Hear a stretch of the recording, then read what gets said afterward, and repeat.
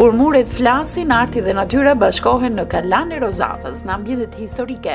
Arti mori një dimension të veçantë. Ekspozita piktoreve të Uta Lagja dhe Katrina Hoti solli për publikun tablo artistike dhe instalacionet realizuara me materiale të riciklueshme, duke përcjell një qasje ndryshe mbi ndërgjegjësimin ekologjik dhe lidhjen e ngushtë mes artit, natyrës dhe historisë. Te Katrina çfarë zgjodhe? Artin e saj, përveç natyrës që është goxha e ngjashme me temën. Okej. Bashkëpunimi si eci?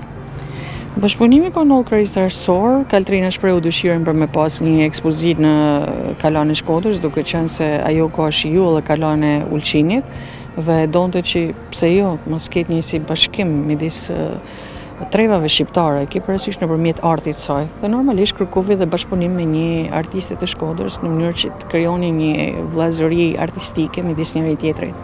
Procesi i punës dhe përfundimi kërkon dritë natyrale, kërkon gur dhe në fakt ndriçimi edhe i hënës e ka efektin më të fortë se sa ndriçimet që janë. Dua të them që për mua kjo është perfekte. Kurse në pjesën e dytë të emisionit, antarët e shoqatës detare shqiptare Dega Tiranë festojnë ditëlindjet e dy miqve në dekadën e 9 të jetës së tyre. Historia e ish marinarëve që studiuan në Bashkimin Sovjetik, prishja e marrëdhënieve politike mes dy vendeve dhe më pas fati i flotës shqiptare, do të vinë përmes historive të rrëfyera.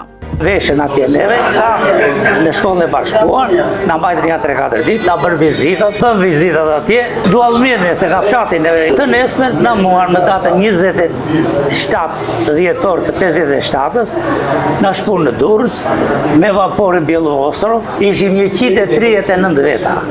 Nga këta, 100 veta ishin marinarë që to virin në Sevastopol. Mësoni më shumë duke na ndjekur të premten datë 29 maj 2026 ora 21 në emisionin Arom Shkodre të TV1 Channel.